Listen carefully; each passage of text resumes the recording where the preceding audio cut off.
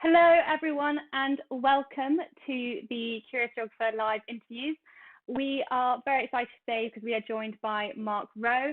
Mark is a freelance journalist with over 20 years experience.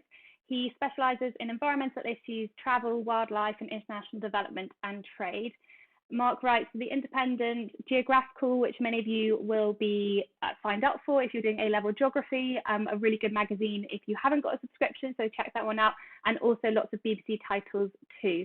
So today we are going to be talking about one topic Mark has recently investigated, which is earthquake risk and whether we can actually predict earthquakes in the future like we can do with tropical storms. So if you're doing A-level geography, then it really links to the tectonics unit. I know a lot of you are studying that and a lot of you find very interesting. And if you're doing GCSE geography as well, it links to tectonics and the idea of that, can we prepare and can we predict earthquakes in the future? So I'm just going to pass over to Mark. If you would like to introduce yourself and let everyone know just what you do and just tell us a bit about yourself. That would be great to start off with. Yeah, hello there. Good afternoon, everyone. So as Ellie said, I'm a journalist and author, and one of the magazines I write for is Geographical, which is the magazine of the Royal Geographical Society. And my job there is something called dossiers editor, which means I'm extremely lucky because most of the media we see nowadays is listicles and bullet points and very short pieces, and I'm given the luxury every month to I'm given 8 pages and 5,000 words to really get stuck into a big subject. So that can be anything from sea level rises to desertification, and in this case earthquakes. So I can really I'm allowed to get under the skin of a subject and look at it in quite a nuanced way. Brilliant. And so I think let's just dive straight into what we're going to be talking about, which is earthquakes then. But as I said, if you are interested in Geographical, then definitely check that out. There are so many things, particularly if you are thinking about UCAS applications as well and taking it on to uni.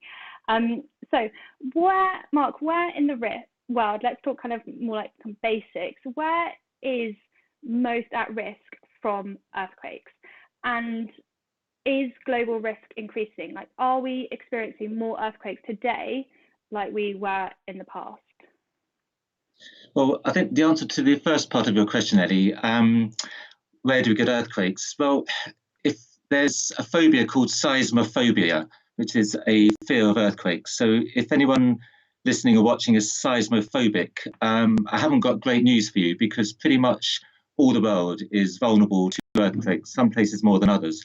In fact, it's often easier to say which places aren't vulnerable to earthquakes. And the most notable examples of places where you don't really get earthquakes are Antarctica and Australia, and also, strangely, the northwest of Scotland. The Hebrides is one of the other places. And another way you can tell this, this is slightly going off topic, I guess, is that whenever we have discussions about where the world is going to produce nuclear waste, or what we do with this stuff that comes out of nuclear power plants, it tends to be Australia, Scotland, and Antarctica that get discussed as the places you're going to put this stuff because they are so geologically stable that you're unlikely to get earthquakes or anything significant there over the next 20 or 30,000 years.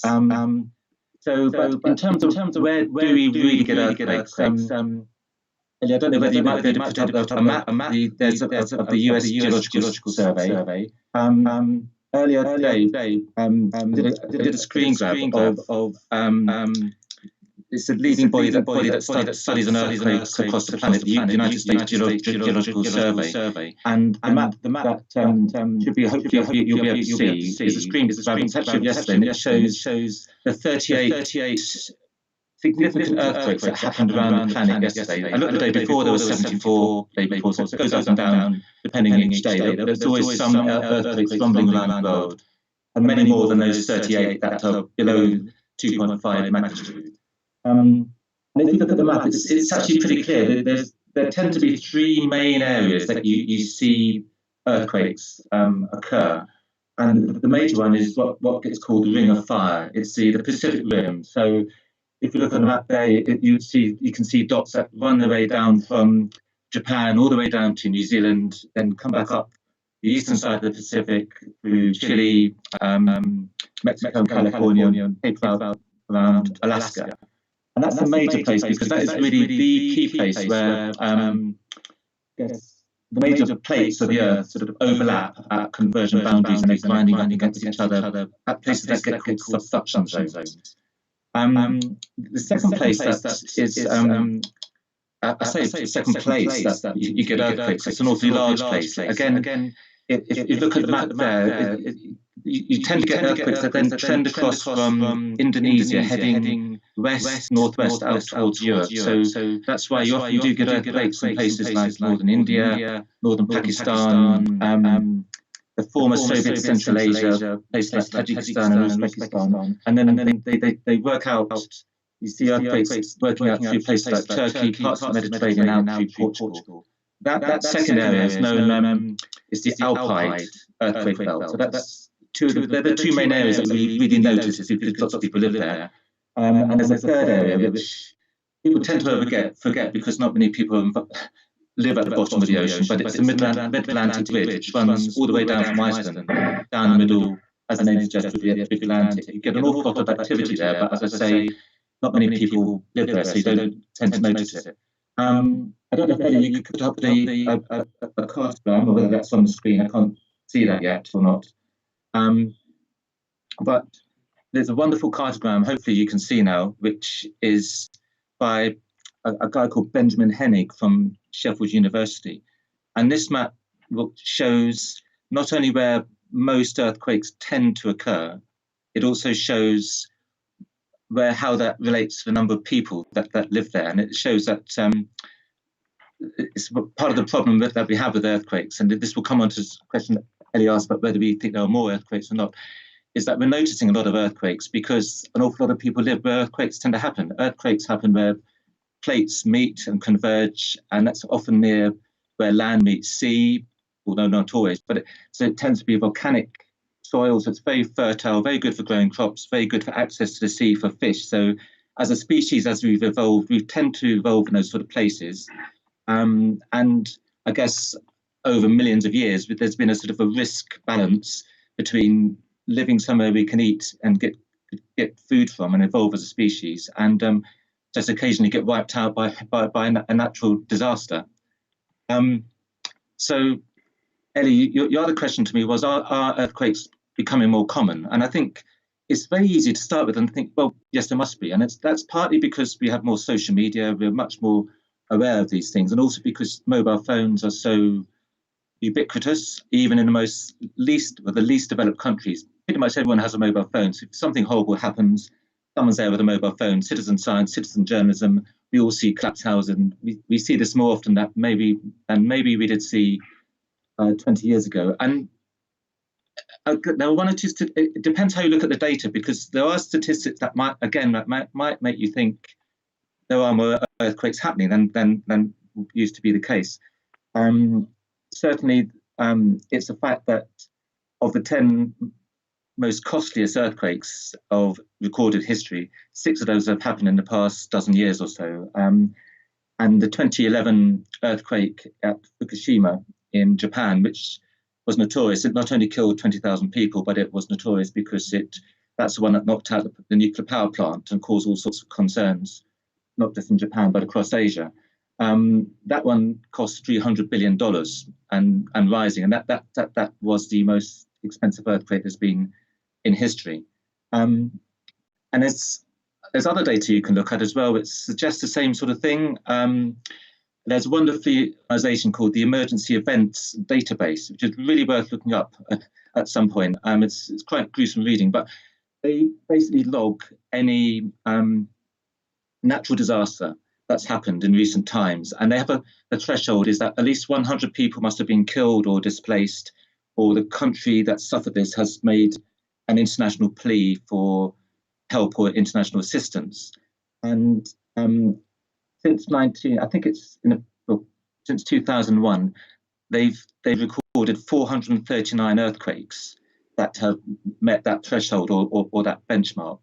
So you might think, okay, that sounds like an awful lot of earthquakes. But as I say, the consensus is actually things aren't really changing that much. We are just noticing them more. Again, the US Geological Survey, which tends to be the go-to place for data and all of this, that they've been monitoring earthquakes for the past 120 years, and they say that on average, in around the mean number of big earthquakes, so 7 or 8 above, you'll get in a year, you would expect to get 16 in a year. Now, of those 16, you would have 15 magnitude 6 or 7, and then you probably get one whopper, so magnitude 8 or 9 earthquake as well. In the past 50 years, that number of 16 has been exceeded 11 times. I'd say only 11 times. The largest year, I guess the most dangerous year for earthquakes was 2010. There were 24 really big earthquakes around the world, which included one in Haiti, which we may come on to later. And if you are seismophobic, you want it to be around in 1989 because there were only 6 of these earthquakes. So, as I say, on balance, it's very easy in human nature to think there must be more earthquakes around and they're doing more damage. But the data really suggests that it's pretty much as it has always been. I think a lot of that is really interesting. So particularly when students get to A level, they really draw on the links between, say, even like globalization and also earthquakes. So like, is it just that, as you said, people are able to record more earthquakes or people see it on the news and social media, and that's why it appears that there are being more earthquakes, and sometimes making that synoptic link for students, and that can really help them understand it.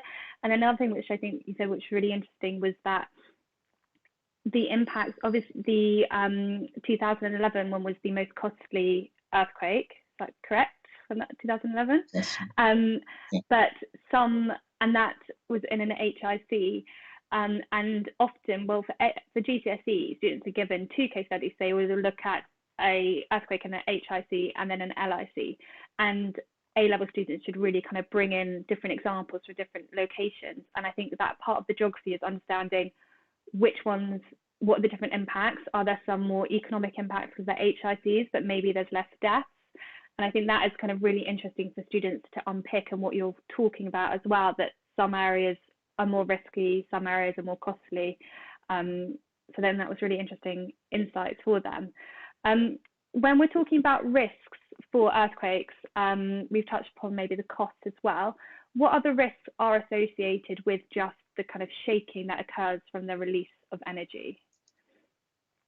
Yeah, well, people are learning all the time about earthquakes, even all the experts that I speak to. I'm lucky with my job. I'm a journalist. I get to speak to people who really know their stuff.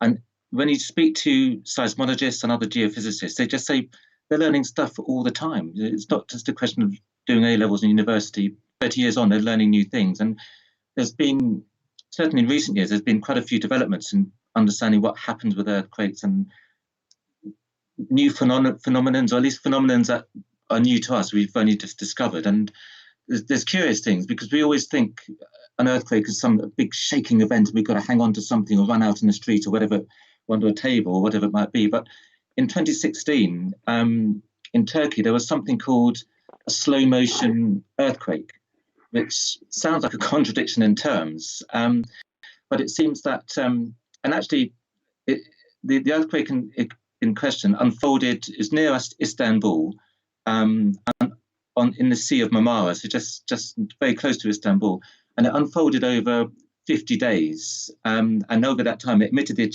energy equivalent to a 5.8 earthquake, which is pretty significant, but no one in Istanbul noticed it, which is probably quite good. And actually it's only certain physicists with certain sensors who actually picked up on this.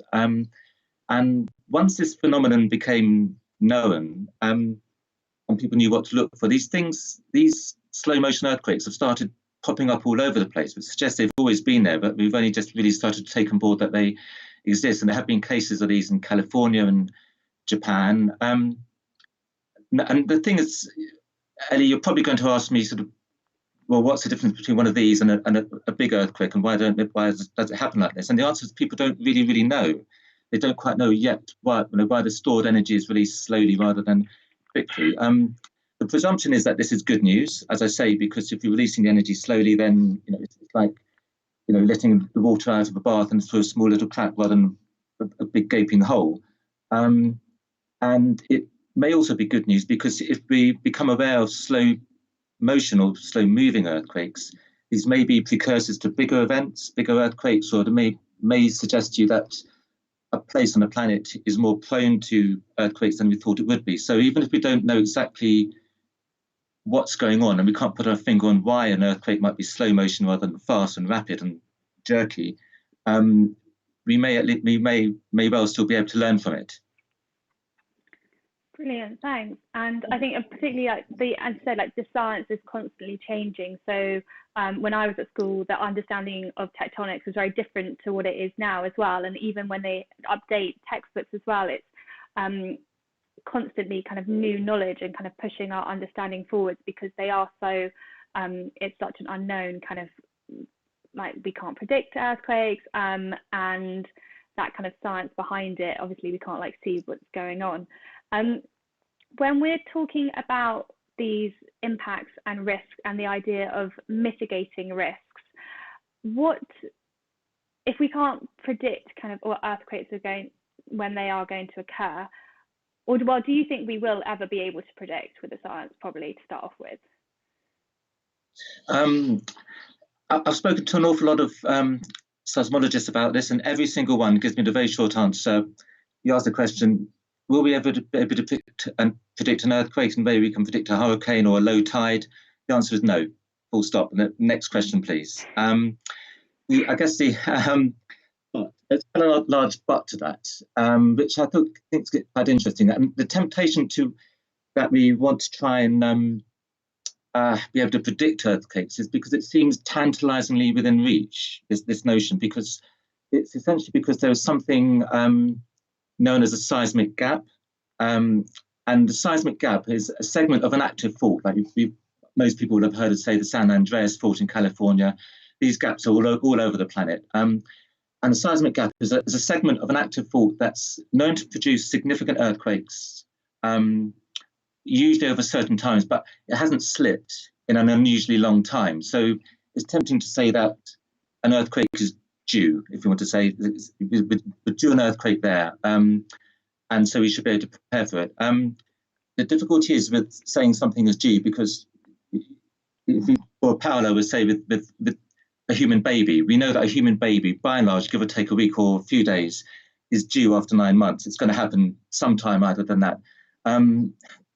If you want to extend the analogy to your earthquake baby, the only thing you can be sure about your earthquake baby is that it's going to be born between 1 minute after our interview and a few hundred years' time, and that's not massively helpful in that sense. I think the lesson is that just because historically you get an earthquake in a given place, say once every 100 years or so, doesn't necessarily mean that the next one is going to follow like clockwork. There's a good example of this actually waiting to happen is in northern India and Pakistan. There's a phenomenally long arc of thrust, as it's called. So it's a seismic gap. It's 2,000 kilometers long, goes through a large part of the Himalayas, and is 120 kilometers wide. And that, looking back through history, we're told that that arc kind of shifts, does its business every 800 years or so. Not always, but in around. That's kind of when it happens. And scientists say that when they've been putting sensors along this whole chain, and they think the whole arc is now pretty much locked again. So if you want to use the analogy, it's due. Something is due to happen. But of course, you can't say when that will be. It could be this afternoon, typically, because it is more or less due to happen. It's been, I think, 800, 900 years since the last one. But people will tell me that actually, whether it happens now or that happens in 1,200 years' time rather than 800 years' time, that's still perfectly within the realms of error, margin of error, and the realms of possibility. So I think it's very hard to really put your finger on when things are happening, other than to say that the prospect this part of this arc slipping and giving a magnitude 9 earthquake is probably keeping the governments of India and Pakistan up all night and awake all night. I think there's a lovely guy an expert in seismology at the University of Japan called Robert Geller. He's very active on Twitter and social media. He's very worth following. He's very caustic, quite witty, and I talked to him about the probabilities of all these things. How do you calculate these things? And he said, well, yeah, let's get technical. Let's say that what we need to say is it's risky, folks. That's it, and the risk exists. And he was also quite emphatic that he thinks also trying to put a finger on or number on risk and calculating risk is it can actually be counterproductive because, and he pointed to examples like, for example, the Fukushima earthquake. There was no warning at all of that. Obviously, we didn't know it was going to happen then or whatever, but actually other parts of Japan were identified as being much more likely as having an earthquake. And I think, Ellie, I can't see, but if you are able to put up the map of Haiti at all, yeah, because again, there's plenty of examples around the world of earthquake probabilities being misdiagnosed. So we all know that the San Francisco Bay Area, west coast of America, is highly prone to earthquakes. We know Japan is highly prone to earthquakes, but it's a question of saying where this might be the case. So again, the big Kobe earthquake in Japan, that was in an area that was deemed to be lower risk than the neighbouring area. And the 2010 Haiti earthquake, hopefully you can see an image of the island of Hispaniola, and Hispaniola is divided between Haiti and the Dominican Republic. One of those is shockingly poor. It's one of the possibly or nearly the poorest country in the world, which is Haiti. And Dominican Republic is far from wealthy, but it's much better off than Haiti. But the predictions were, if you look at the map, they're suggesting that the probabilities were that if you're going to get a meaningful earthquake on that island of Hispaniola, that was going to occur on the Dominican Republic, instead of which it happened slap bang in the middle of Haiti.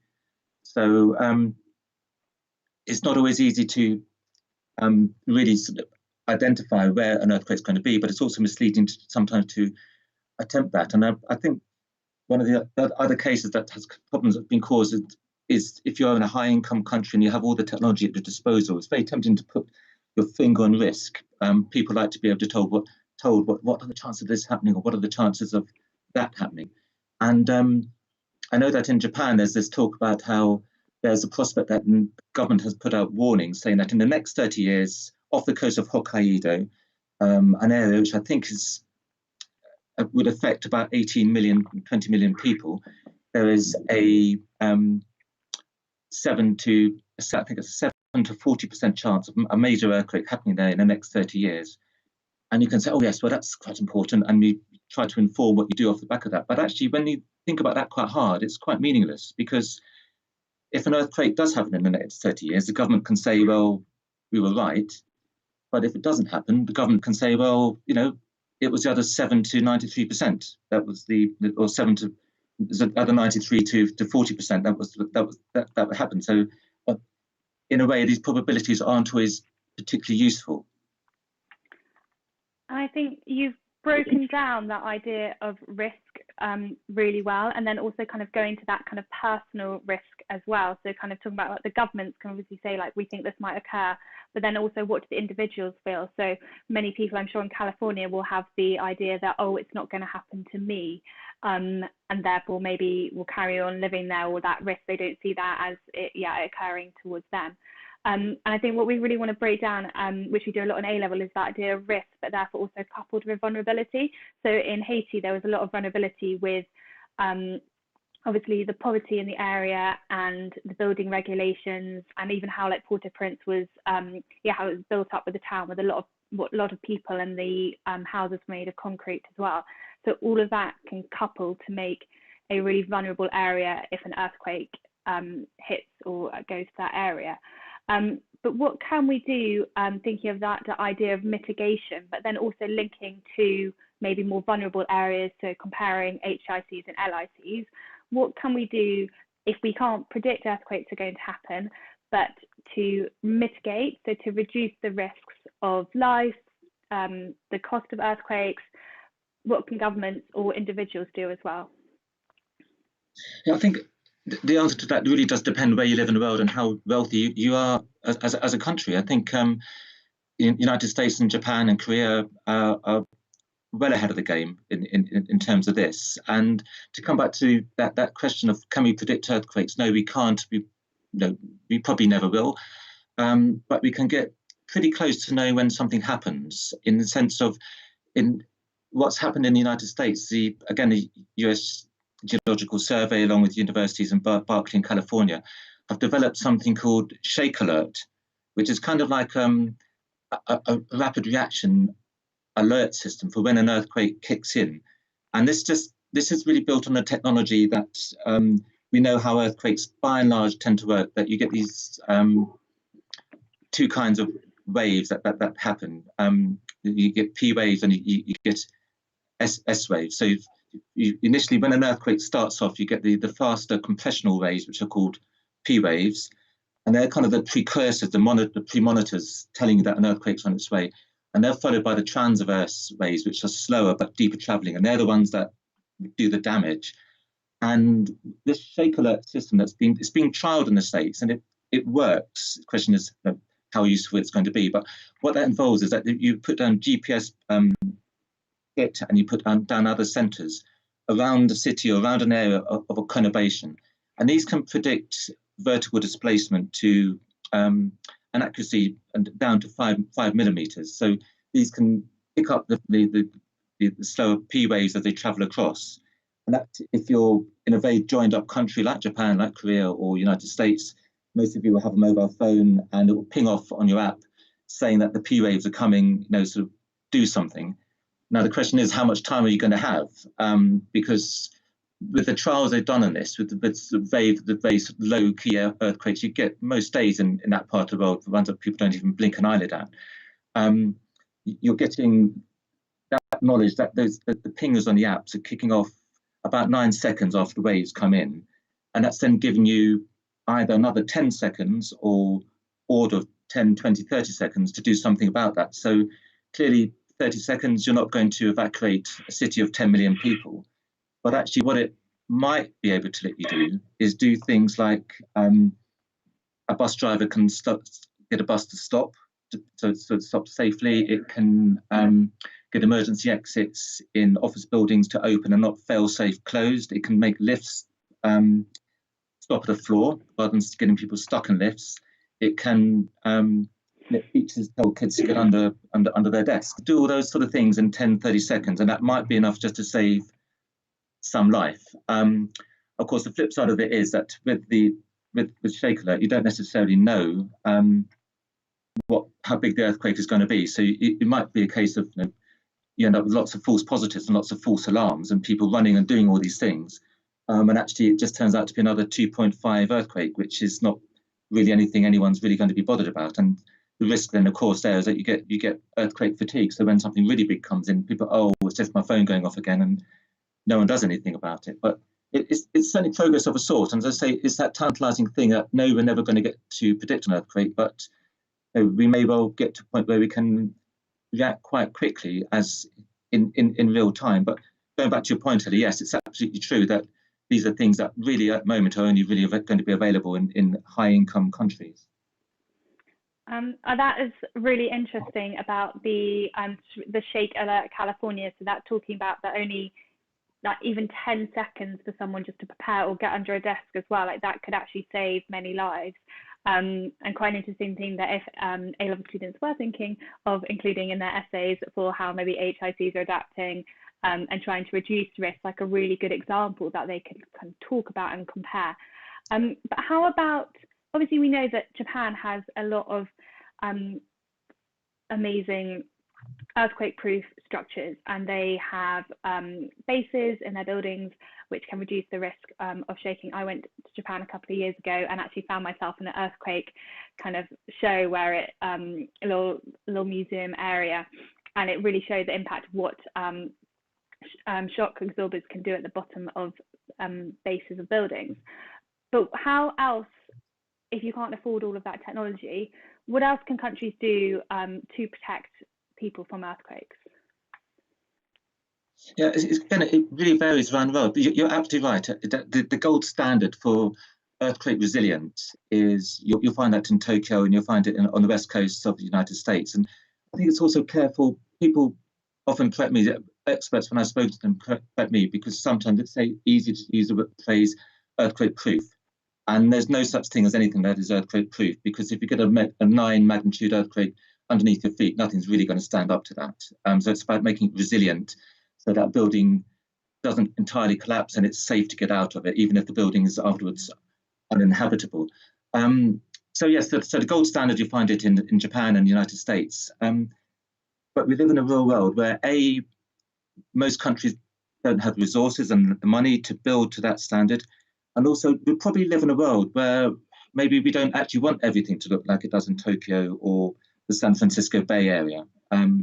We want things to look indigenous or typical of the country. And so I think, and it's interesting, if you look through history, there obviously most of the worst disasters affect low-income countries most severely.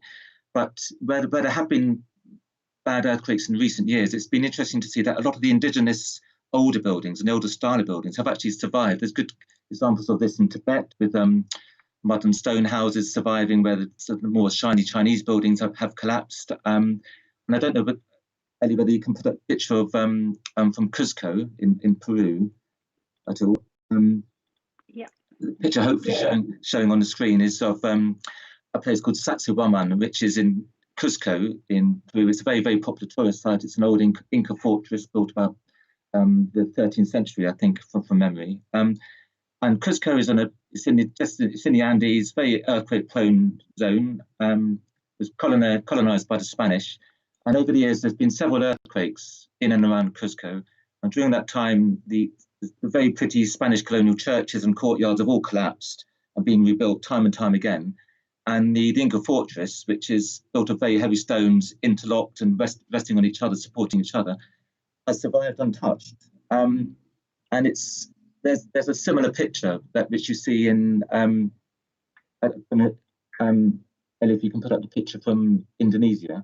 Again, there's very distinctive buildings across which you see in several Indian islands called Omo Sabua, which look a bit like long houses. They've got long verandas. They're very attractive buildings. And again, they're made from slotted wood, so they're not nailed together.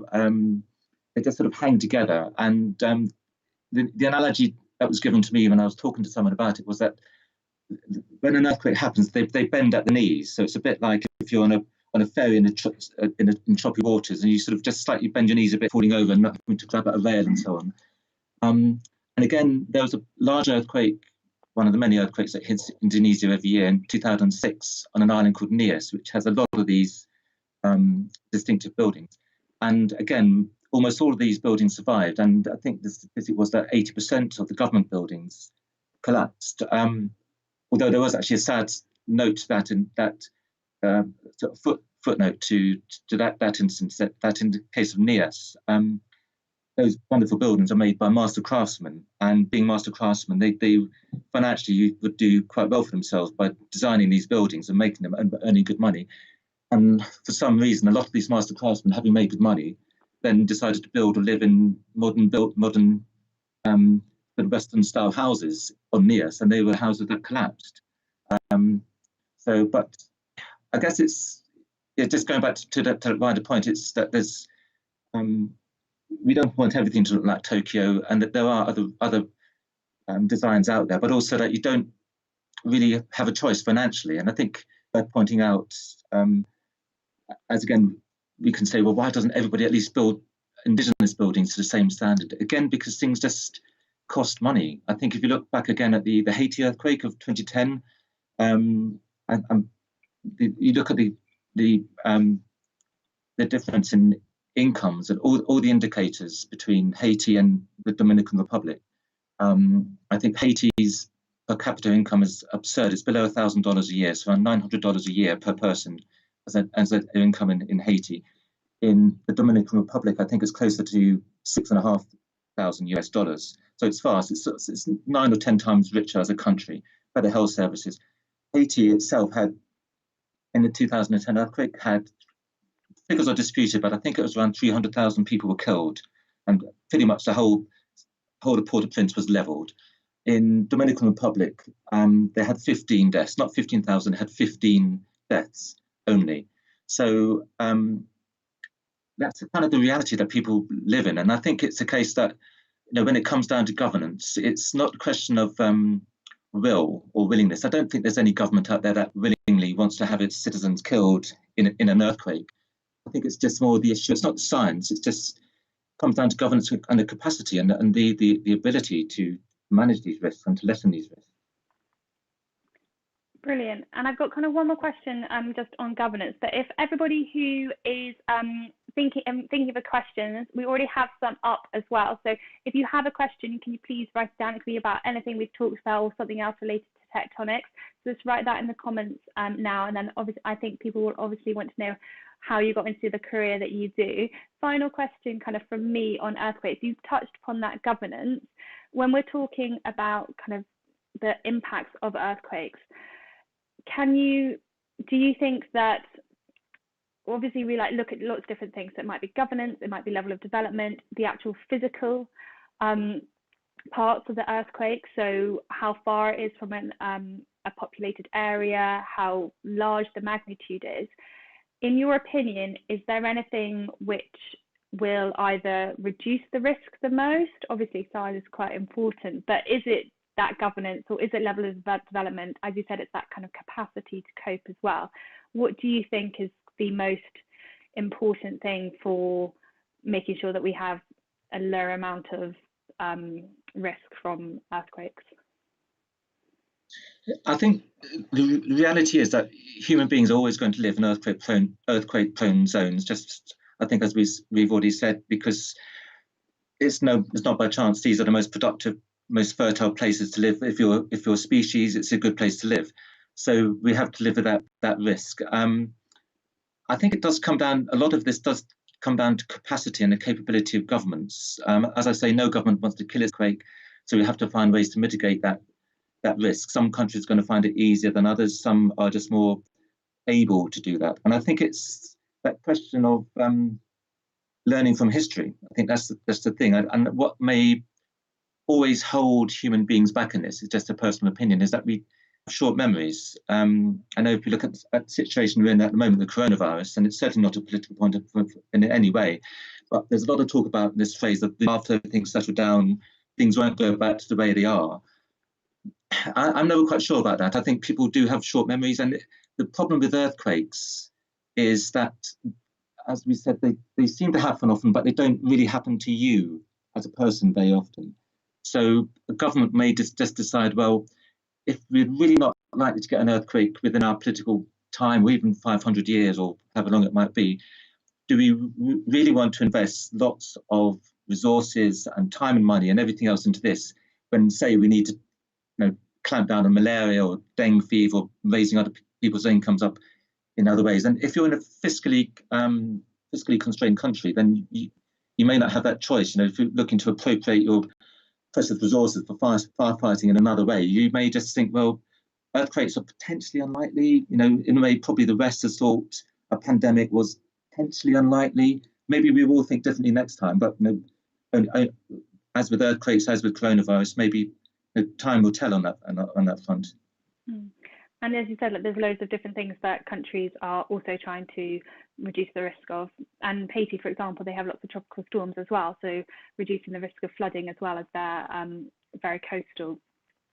A quick question before we get onto the questions from our viewers. What is it like being a journalist? How did you get into writing articles for Geographical? A lot of our students are kind of interested in the kind of careers and how we get there. Is there any advice you have if someone wanted to go down kind of investigating international development or environmental issues like you do? Yeah, it's just to follow what interests you. I've just always written. I've been very lucky, generally speaking, to write about what interests me. I'd love to say to you that I did geography at university, but I didn't, I'm afraid. It was a toss of a coin moment. Back in the dark ages when I had to choose what to do at university, I minded to do geography, but at the same time, I went to a state school that unusually taught Russian. And at the time, you had lots of changes in the Soviet Union was collapsing. Gorbachev was around, you had glasnost, and everything was changing. The Berlin Wall was coming down. It was an interesting time. So I tossed a coin because I wanted to go and live there for a year to see how things were. And in a way, that was a geographical experience because I was interested in the human geography, the physical geography of the country. So I kind of went down that route. And yeah, it really is, whether it's international development or other parts of geography, it helps if you're interested in people. I think that's key to this. And as I say, never, whatever discipline you're following, whether that's in journalism or with geography, just follow your nose, follow what interests you, because that's it. If you're curious, that's where you're going to find yourself asking you questions all the time. Brilliant. And just a quick shout out before we get on to some questions. We've got some of our regulars coming on. So hi to Rachel, Emily, Ilyas, Saffron, Wendy, Jim, Tasnim, Jasar, B, Ellie, all great to have you here. There was a really good question from Hafsa, which says, would we ever want to be able to predict earthquakes? Even if we could predict the exact time and place, would that actually be helpful? Is adaptation just better? That's a really, really good question. I guess, it depends when it depends if you ever want to know the answer, isn't it? If you find out when an earthquake is going to happen, what you do about it. Because if you say, for example, you live in Tokyo, and we have the magical science that tells us, okay, there's going to be an earthquake in October this year. That's fine, because we could all plan for that. Everyone in Japan, well, probably not at the moment, given we have coronavirus, but they could go on a foreign holiday or to Korea or whatever and be safe, and then come back in at the end of that month. But what if that forecast is that the earthquake is going to happen in 2028? And it's going to be it's going to be a 9 magnitude earthquake. It's going to absolutely shatter most of Tokyo. Then what do? Do you evacuate a city for 10 years? All those people and it has all sorts of implications from everything from that we're seeing at the moment, from education to food resources to economics. You'd have to be absolutely certain that earthquake was going to happen at that time. So it is almost, I think, my judgment would be that it is really about mitigation and mitigating things as much as you can. Because equally, if you know there's going to be a really big, shocking earthquake in a few years' time, where would you put all those people in the meantime? That would be the issue. So maybe we want a bit of knowledge and an understanding what's going to happen. But if you have the full answer, maybe do we have the capacity to deal with what would come from a full answer? Brilliant. And I've got another good question, which links, almost we can talk about today's kind of climate as well. It links to globalization and tectonic. So it's from Wealth. And she's asked, as the world is becoming more globalized, would the impacts of earthquakes affect other countries near it? Could an earthquake impact the global economy? Yeah, I think they already do affect the global economy. I don't have any particular data, but I think the issue is that, like we keep saying, people tend to live where earthquakes happen. There's fertile ground, it's good for growing crops and fish, and there's access to resources. But we're building bigger and bigger places there. So once upon a time when conurbations were small or cities were small, that was fine. But pretty much the whole of the San Andreas Fault in California is now peopled, and it's densely colonized, big urban centers all along there. There's not much wiggle room for people to move around from there. So we're kind of compounding the risks. You often see this with things like hurricanes and tornadoes, in terms of people saying, oh, hurricanes and tornadoes are getting worse. It's not necessarily they're getting worse, but we're putting more people in a line of fire. And that's kind of what we're doing with earthquakes. I think it's the same with Japan. You see this in parts of the southern China as well. You're getting all these mega cities, ginormous conurbations that stretch on for 50 or 60 miles where there were gaps before. So people are just more vulnerable. So, and when you have bigger conurbations, you're going to have bigger economic links and dependency as well. So if a big area gets hit by a big earthquake, then yes, the economic knock-on from that is huge locally. It can stop trade with other countries, as we're seeing at the moment through coronavirus. And of course, it also involves displacement, that people will be, you may suddenly get hundreds of thousands or millions of people looking to move to another place. And that brings in all those issues about border controls and immigration and whether the host country wants those people as well. So if they're in distress and they're impoverished.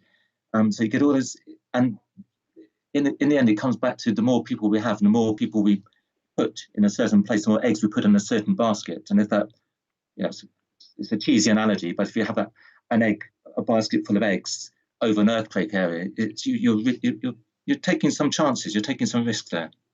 And it all, as I said, if we're talking about population, links back to that map that you showed at the very beginning, where there was earthquakes and the population size. Well, I think you've filled up our time with such amazing information and so many excellent examples. I can't thank you enough. We also got Chantal, who says hello as well. I missed out that shout out earlier. But can I just say a massive thank you. So many different parts of case studies, really good links to Haiti and then the California shakeout as well.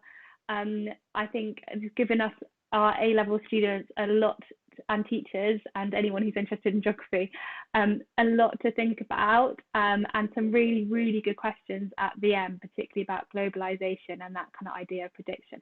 So I would say a massive thank you to Mark for joining us on The Curious Geographer. It has been a pleasure to have you, and thank you very much. That's very kind of you, Ellie. And I think just say to your audience, thank you for tuning in, but also a big thanks to Ellie. I've got kids who are doing geography at school as well, and there's a real feature about geography teachers at secondary school level. Everyone, without exception, I've met has something about them, something about being a geography teacher that makes them stand out, and that's a real vocation. So it's no surprise that someone like Ellie's doing what she's doing. So she's sorry to embarrass her, but your students are lucky to have you. Oh, thank you very much.